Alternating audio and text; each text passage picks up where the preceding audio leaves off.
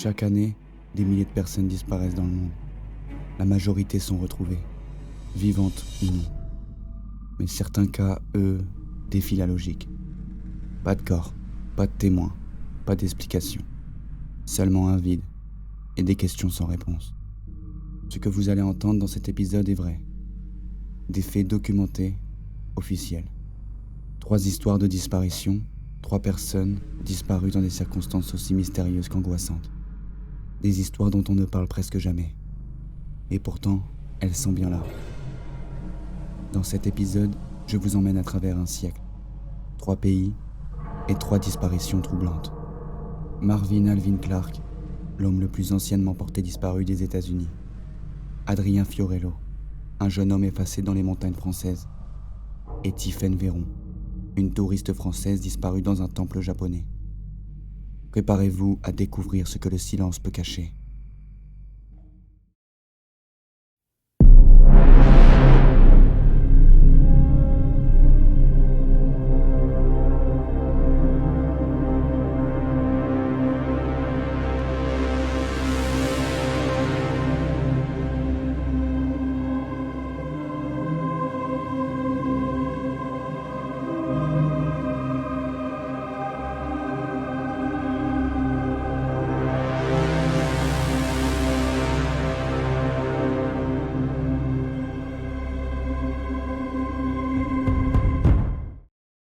Nous sommes en 1926, dans l'Oregon, aux États-Unis.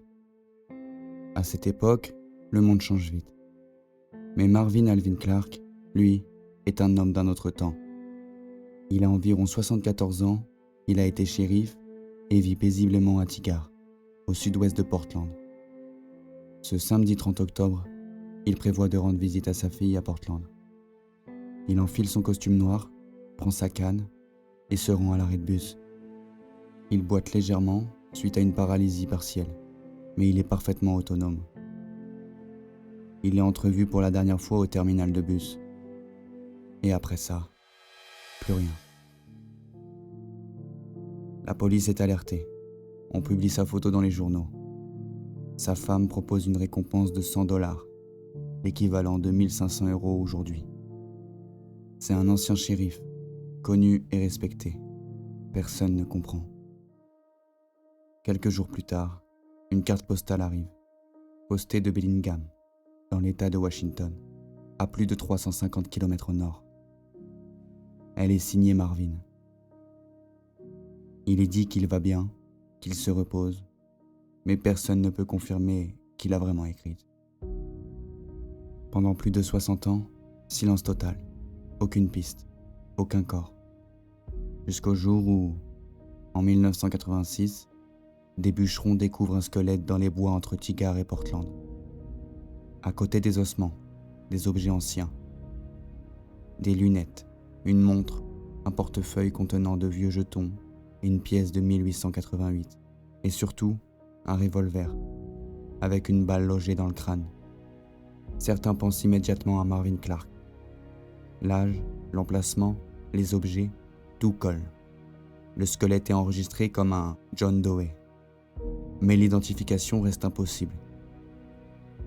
En 2014, l'affaire est relancée grâce à des tests ADN.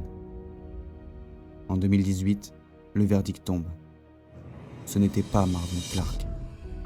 Alors, où est-il ? A-t-il fui volontairement ? Était-il atteint de démence ? A-t-il été victime d'un crime ? Un siècle plus tard, le mystère reste entier. Et Marvin Alvin Clark reste officiellement porté disparu.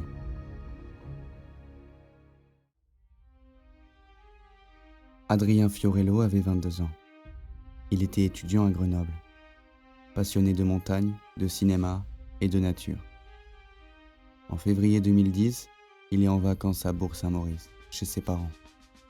Ce vendredi 5 février, il passe une soirée tranquille avec des amis dans un bar du centre-ville. Vers 1h du matin, il quitte le bar, seul. Il fait froid, très froid, mais il n'a pas bu exagérément. Il est lucide, calme. Il décide de rentrer chez lui à pied, comme il l'a souvent fait.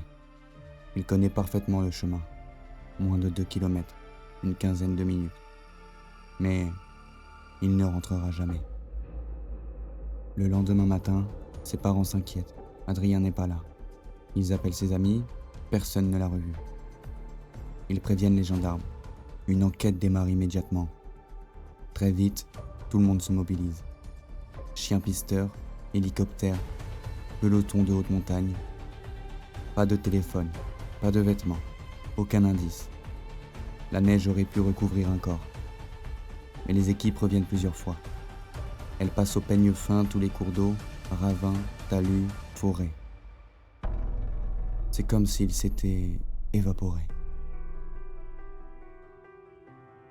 Des rumeurs apparaissent.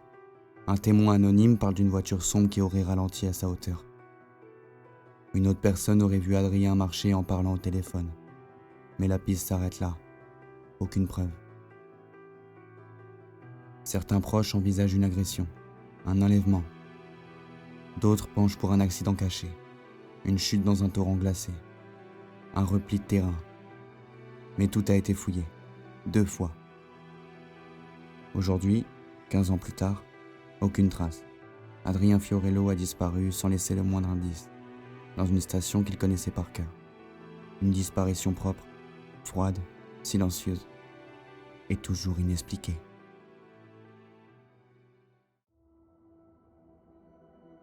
Tiffaine Véron aimait voyager seule. Elle avait 36 ans, travaillait à Poitiers et avait organisé son rêve, partir visiter le Japon. En juillet 2018, elle arrive à Tokyo, puis rejoint la ville de Nikko, au nord de la capitale, connue pour ses temples anciens.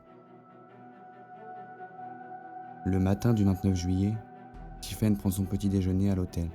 Elle dit au personnel qu'elle va visiter les sanctuaires. Elle sort avec son petit sac à dos et disparaît. Elle ne revient pas. Son lit reste intact. Sa valise est toujours à l'hôtel. Sa famille, inquiète, appelle les autorités japonaises. Mais la réponse est lente. Trop lente.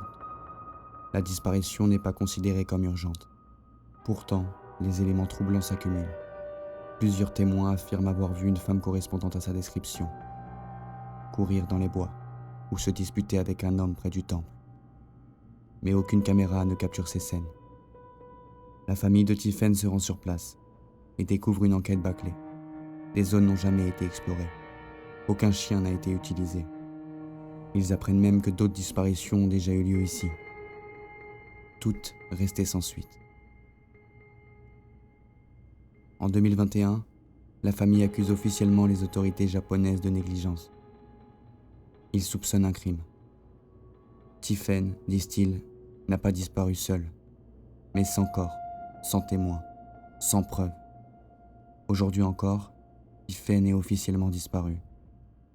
Son nom est parfois évoqué, brièvement. Mais l'affaire dérange, et les autorités japonaises n'en parlent plus.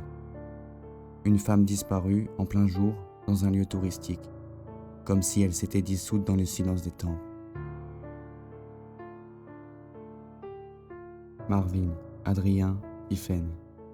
3 histoires, 3 absences. Aucun corps, aucune explication. Ce qu'ils ont en commun, c'est ce vide, ce moment où tout s'effondre, où plus rien ne fait sens.